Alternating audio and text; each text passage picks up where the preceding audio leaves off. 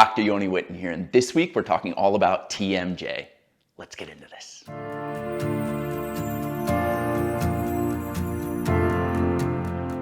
You'll often see TMJ referred to in the literature nowadays as TMD, or Tempro-Mandibular Joint Dysfunction. But whatever you call it, this is a huge problem. In the United States alone, there are over 35 million people walking around with pain and dysfunction in their jaw joint. The first thing I want to do is just make sure that everybody's on the same page when we're talking about the temporomandibular joint. Now, you've got two of these joints, one on each side of your face, and the joint itself sits here just in front of this little nub on the front of your ear called the tragus. And if you place your fingers in that spot on both sides of your face and you slowly open your jaw, what you're going to feel is that the condyle, the back part of your bottom jaw here, is going to be sliding slowly in and out of the socket in the base of your skull. The jaw is an amazingly complex mechanism. Not only do we have mirror image muscles on both sides of the face that have to contract in exactly the same amount at exactly the same time in order to keep that jaw tracking smoothly and evenly in dead center, but it's also related directly to head position. Studies have shown that the more a person protrudes their head into the typical forward head position that's so common nowadays, the more the jaw itself retracts and jams that condyle up into the socket. So we've got a few different planes of motion that we need to be concerned with.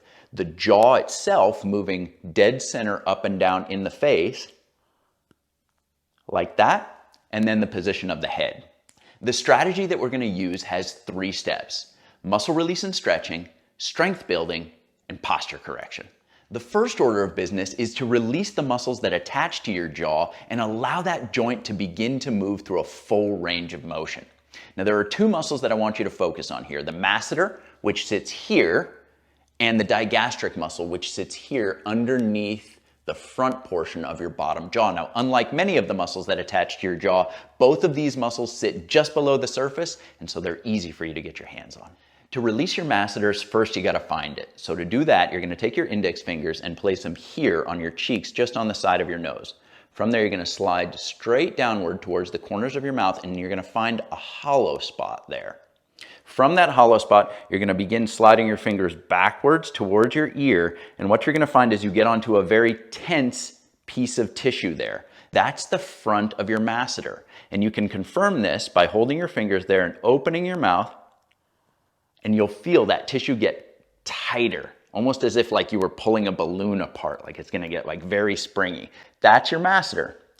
To achieve this release, you're going to be applying direct pressure with the pads of your thumbs into the meat of the masseter muscle. You're pressing inward as if you were trying to connect your thumbs to each other, while at the same time very slowly dragging those thumbs backwards and upwards towards the hole of the ear where the TMJ is located. Now, at the same time, you want to be slowly opening your jaw as wide as you can comfortably go. When you get the jaw to full extension, you're going to release pressure with your thumbs, close the jaw, and repeat. You'll do this 5 to 10 times. To release the digastric muscle, we're going to be going after the anterior belly. To find it, you're going to take your thumbs and place them on the ridge of your bottom jaw, about 1.5 inches or 2 back from the point of your chin. You'll find that the ridge down there is actually really sharp, and when you slide off the inside edge, you're going to land on some soft tissue. That is the anterior belly of your digastric muscle. Now, you can confirm this by keeping your thumbs there and pressing your teeth together firmly. What you're going to find is that those muscles pop out underneath your thumbs, and that confirms that you're on the right spot. So, to release this muscle, you're going to be pressing upward and backward, kind of in this direction, with both thumbs, and dragging slowly backward along that bottom jaw. Now, if you combine this with slowly opening the jaw, you're going to get a very powerful release. Pressing upward and backward.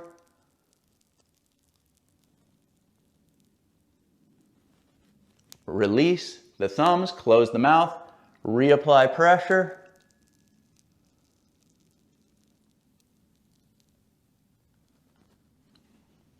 release, close the mouth, reapply pressure.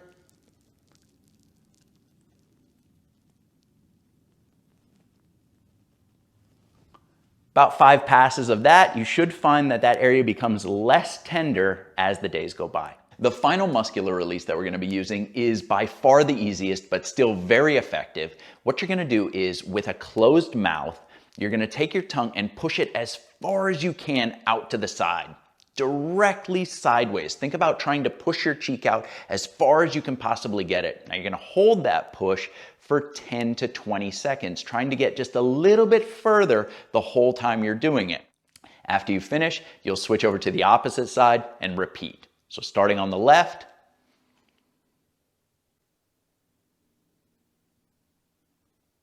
and switching over to the right.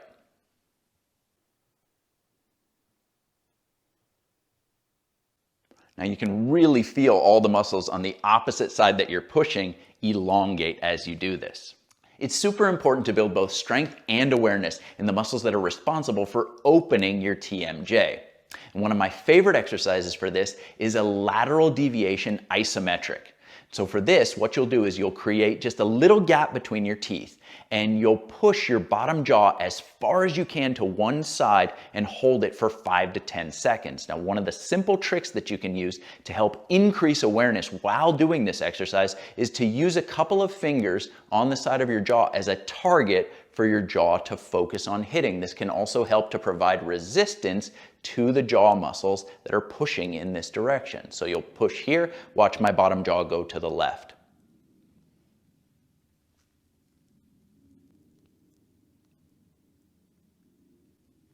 After 5 to 10 seconds, you'll push the bottom jaw off to the other side.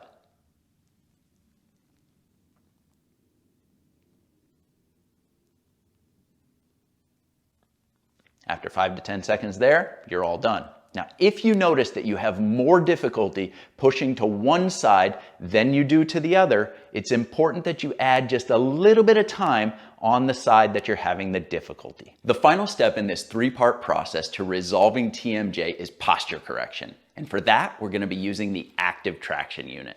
Now, the active traction unit works by adding a concentrated load here across the forehead. What this does is it triggers a counter pressure response in the body that turns on all of the muscles in your postural uprighting system simultaneously, from the top of your head down to the bottom of your feet. And it pulls you into the optimal position to resist that extra weight and the pull of gravity. To aid this process in people with TMJ, what I'll have them do is push their bottom teeth out in front of their top teeth. And I'll have them hold that the entire time they're performing active traction. This helps to normalize jaw position and head position simultaneously. When you're first starting off with active traction, a good starting time is somewhere between 30 and 60 seconds. Once you adapt to that after the first week, you'll begin adding 10 seconds every single day, slowly building up the strength and stamina of your postural uprighting system over time. Thank you so much for watching. I really hope that you enjoyed this video and that you'll put the information to good use. To get yourself an active traction unit, the most powerful form of posture training in existence, use the link in the description down below. Once you've used these techniques for 4 to 6 weeks, drop a comment and let me know how it's going for you. Beyond that, make sure to like the video and subscribe to the channel to stay updated on the new videos that come out every single week. That's all for now. See you next time.